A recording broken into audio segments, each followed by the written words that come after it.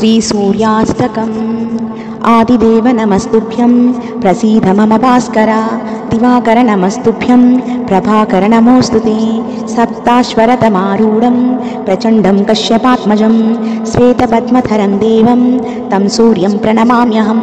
लोहितं रथमारूढं सर्वलोकपितामहं महापापहरं देवं तं सूर्यं प्रणमाम्यहं। त्रैगुण्यं च महाशूरं ब्रह्मविष्णुमहेश्वरं महापापहरं देवं तं सूर्यं प्रणमाम्यहं।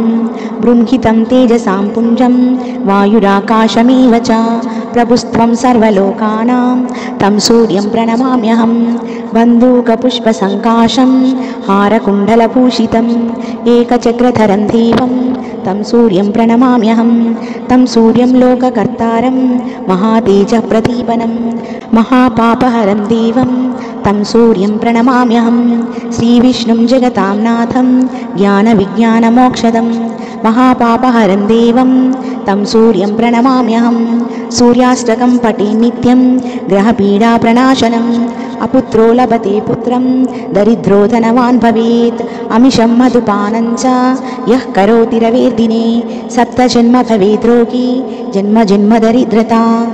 स्त्रीतैलमधुमांसानि ये त्यजन्ति रवेर्दिने न व्याधिशोकदारिद्र्यं सूर्यलोकं स गच्छति।